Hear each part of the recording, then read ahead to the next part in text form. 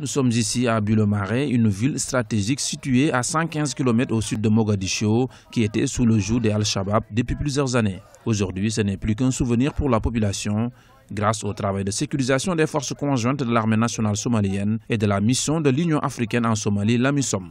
Les autorités veulent remporter un autre combat, celui de la communication, notamment le travail de sensibilisation auprès de la population. Al-Shabaab, ils ont triché avec vos enfants, parce qu'Ahmed Gotan, ses enfants, ses 3 femmes, 2 sont à Hargeisa, 1 dans Bureau, ses enfants apprennent, ils sont à l'école. Pourquoi Ahmed Gotan envoie ses enfants à l'école et vos enfants ne sont pas scolarisés? Ils sont envoyés à la fabrication de bombes suicides. Et Abdallah Iré, sa femme, est au Yémen avec ses enfants. Et pourquoi va-t-il envoyer ses enfants au Yémen? Pourquoi il n'apportera pas ses enfants à faire des attentats suicides et les combats? Ce n'est pas la religion islamique, il triche. Vous, les jeunes Somaliens, je vous le dis, faites attention.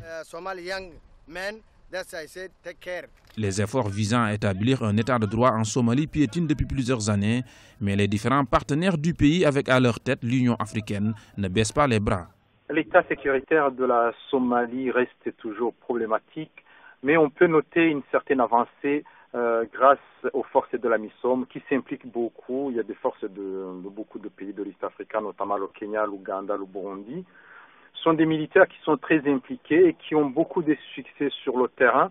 Mais toujours est-il, il y a ce problème aussi de la gouvernance de la Somalie.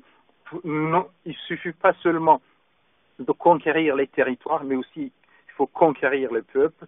On a des gouvernements qui se succèdent en Somalie, souvent qui sont corrompus et qui n'arrivent pas à maîtriser le terrain et à maîtriser la population. Et il y a en face El-Shabaab qui rentre au niveau de la population, qui est très intégré. La force de l'AMISOM ne peut pas faire le travail du gouvernement. L'AMISOM est composée de 17 731 soldats, burundais, djiboutiens, kenyans, sierra-léonais, ougandais et éthiopiens. Une résolution de l'Organisation des Nations Unies adoptée en novembre dernier a confirmé le renforcement des troupes à hauteur de 6 235 hommes supplémentaires. La mission a quant à elle été prolongée jusqu'au 31 octobre 2014.